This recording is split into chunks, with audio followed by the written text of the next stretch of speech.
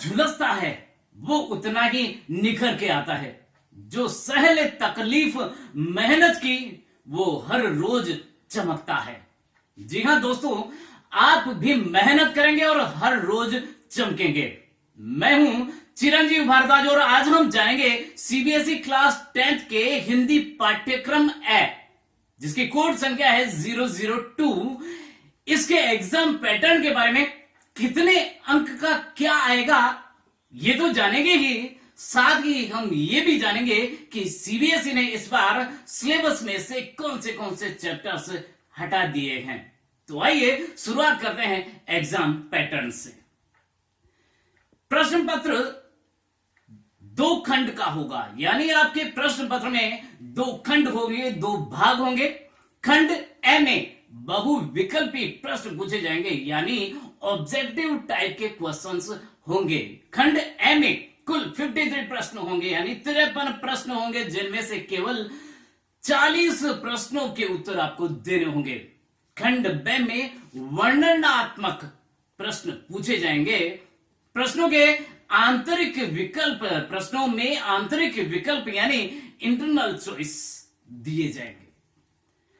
इस प्रकार आपका अंक विभाजन होगा। कुल अंक होंगे 100, जिसमें से खंड ए 40 अंकों का रहेगा, जिसमें से अपठित अवबोधनम यानी अनसीन पैसेज जो है वो 10 अंकों का होगा।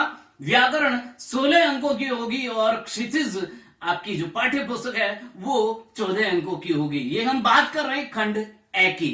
खंड बे की यदि हम बात करें वो भी 40 अंकों का होगा। क्षितिज 14 अंकों की होगी।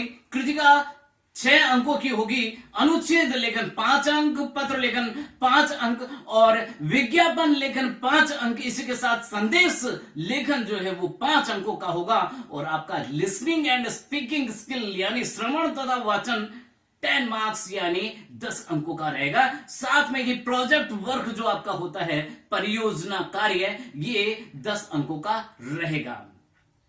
इसी प्रकार हम देखते हैं अंकों का विभाजन। यदि हम खंड ए में देखते हैं तो अपठित गद्यांश होगा, जिसमें एक अंक के 5 प्रश्न होंगे जो 5 अंक का होगा। और अपठित पद्यांश यानी श्लोकों पर आधारित जो प्रश्न होंगे वो 5 होंगे।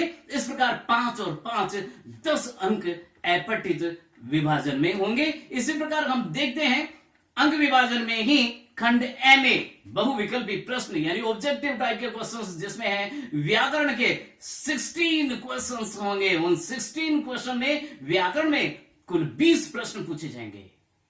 कुल 20 प्रश्न पूछे जाएंगे। व्याकरण आपका 16 अंकों का होगा। कुल 20 प्रश्न पूछे जाएंगे, जिनमें से 16 प्रश्न के उत्तर आपको देने होंगे। रचना के आधार पर वाक्य होंगे 4 अंकों के। वाक्य नहीं, वाच्य होगा आपके 4 अंकों का। पद परिचय होगा 4 अंकों का और रस होंगे 4 अंकों के और कुल मिलाकर के 16 अंकों की ये व्याकरण आपकी होगी। अंक विभाजन यदि हम पाठ्य पुस्तक क्षितिज जिसका भाग 2 है उसके बारे में यदि हम बात करते हैं तो गद्य खंड के यदि बात करें, जिसमें बहुविकल्पी प्रश्नों की यदि हम बात कर रहे हैं, यानी ऑब्जेक्टिव टाइप के प्रश्नों की यदि हम बात कर रहे हैं, तो क्षितिज के निर्धारित पाठों में से गद्यांश के आधार पर यदि हम बात करें तो विषय वस्तु ज्ञान बोध अभिव्यक्ति आदि पर 5 बहुविकल्पी प्रश्न पूछे जाएंगे, यानी 5 ऑब्जेक्टिव क्वेश्चंस 5 मार्क्स के 5 अंकों के होंगे। और क्षितिज के निर्धारित पाठों के आधार पर ही गद्य पाठों के आधार पर विद्यार्थी की उच्च चिंतन क्षमताओं एवं अभिव्यक्ति का आकलन करते हुए 2 बहुविकल्पी प्रश्न पूछे जाएंगे। इस प्रकार 5 और 2 7 अंक का यह आपका गद्य खंड होगा। यदि अंक विभाजन में ही हम खंड ए में बहुविकल्पी प्रश्नों में काव्य खंड की बात करें, क्षितिज के काव्य खंड की बात करें, तो वही 5 प्रश्न बहुविकल्पी प्रश्न काव्यांश के आधार पर 5 बहुविकल्पी प्रश्न निर्धारित कविताओं के आधार पर पूछे जाएंगे। और क्षितिज में से निर्धारित कविताओं के आधार पर ही विद्यार्थी का काव्य बोध परखने हेतु 2 बहुविकल्पी प्रश्न पूछे जाएंगे। इस प्रकार 5 और 2 7 अंकों का आपका ये काव्य खंड होगा।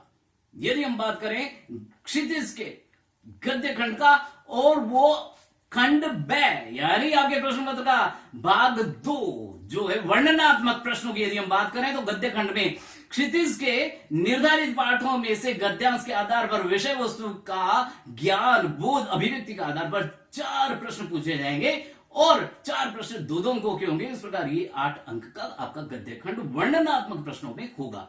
और वर्णनात्मक प्रश्नों में ही खंड ब में यदि हम क्षितिज भाग 2 की बात करें काव्य खंड की, तो काव्य खंड में क्षितिज में से निर्धारित कविताओं के आधार पर विद्यार्थियों का काव्य बोध परखने हेतु 3 प्रश्न पूछे जाएंगे जो 2 अंकों के होंगे। इस प्रकार 6 अंक का ये काव्य खंड आपका होगा। यदि हम बात करें पूरक पाठ्य पुस्तिका आपकी कृतिका भाग 2 की, तो उसमें कृतिका के निर्धारित पाठों पर आधारित 2 प्रश्न पूछे जाएंगे और वो 3-3 अंक के होंगे। इस प्रकार 6 अंकों का ये आपका कृतिका होगा। और यदि हम लेखन की बात करें, राइटिंग सेक्शन की बात करें, तो वो भी खंड ब में होगा और सामयिक एवं व्यावहारिक जीवन से जुड़े हुए 3 विषयों में से किसी एक विषय पर 80 से 100 शब्दों में अनुच्छेद लेखन लिखना होगा जो आपका 5 अंकों का होगा। लेखन में ही आगे यदि हम बात करें तो औपचारिक अथवा अनौपचारिक विषयों से संबंधित किसी एक विषय पर आपको पत्र लिखना होगा जो भी 5 अंकों का होगा। और राइटिंग सेक्शन में यानी लेखन में ही यदि हम आगे बढ़े तो 5 अंकों का ही आपका विज्ञापन लेखन होगा जो आपको विषय दिया जाएगा। उस विषय से संबंधित आपको 25 से 50 शब्दों के अंतर्गत आपको विज्ञापन लेखन करना है, यानी विज्ञापन बनाना है, लिखना है। और लेखन का ही अगला टॉपिक होगा संदेश लेखन, जिसमें शुभकामनाएं, पर्व, त्योहार एवं विशेष अवसरों पर दिए जाने वाले संदेशों के बारे में आपको संदेश लिखना होगा जो 30 से 40 शब्दों में आपको लिखना है। उसमें आपको विकल्प दिए जाएंगे और ये भी आपको 5 अंकों का होगा। अंकों का विभाजन देखेंगे हम श्रवण तथा वाचन का, यानी लिसनिंग और स्पीकिंग एक्टिविटी में 10 मार्क्स का है और प्रोजेक्ट वर्क आपका यानी परियोजना कार्य आपका 10 मार्क्स का होगा। खास बात, विशेष बात यह है कि आप जो परिश्रम करें वो कहीं बेकार न जाए, इसलिए मैं बता देता हूं कि पाठ्यक्रम में से कौन से पाठ हटा दिए गए हैं वो आप देखें। क्षितिज भाग 2 में काव्य खंड में से देव जयशंकर प्रसाद जिसका आत्मकथ्य है, नागार्जुन का यह दंतुरित मुस्कान और फसल, गिरजा कुमार माथुर का छाया मत छूना, मंगलेश डबलार का संगतकार, मंगलेश डबराल जी का संगतकार, ये पाठ्यक्रम में से हटा दिए गए हैं। यदि हम गद्य खंड की बात करें तो मन्नू भंडारी जी का एक एक कहानी, यह भी महावीर प्रसाद द्विवेदी जी का स्त्री शिक्षा के विरोधी कुतर्कों का खंडन, यतीन्द्र मिश्र जी का नौबत खाने में इबादत और भदंत आनंद कौशल्यायन जी का संस्कृति आपके पाठ्यक्रम में से हटा दिया गया है। इनको नहीं पढ़ें, अपना समय बर्बाद नहीं करें। और यदि कृतिका भाग 2 की यदि बात करते हैं हम, तो एक ही ठैया झुलनी हिरानी गोरामा और मैं क्यों लिखता हूं, इन दोनों चैप्टर्स को आपके पाठ्यक्रम में से हटा दिया है। तो ये था आपका पाठ्यक्रम व अंक विभाजन। दोस्तों, आपके सिलेबस के सभी टॉपिक्स की वीडियोस हमारे चैनल पर उपलब्ध हैं, जिनका लिंक आपकी सुविधा के लिए नीचे डिस्क्रिप्शन में दिया गया है। आपको किसी भी टॉपिक से संबंधित कहीं भी कोई डाउट हो तो कमेंट बॉक्स में लिखें। उन वीडियोस की सहायता से खूब पढ़ें और आगे बढ़ें।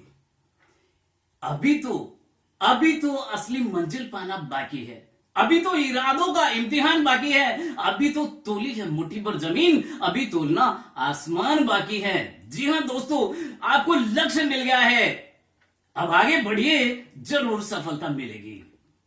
प्लानिंग कीजिए, टाइम टेबल बनाइए, उसे फॉलो कीजिए। दुनिया की कोई ताकत आप व आपकी सफलता के बीच नहीं आ सकती। उम्मीद है ये वीडियो आपको बहुत पसंद आया होगा। यदि ऐसा है तो लाइक करें, शेयर करें, कमेंट करें और हाँ, सब्सक्राइब करना ना भूलें। मिलते हैं एक और नए वीडियो के साथ, तब तक अपने स्वास्थ्य का ध्यान रखें।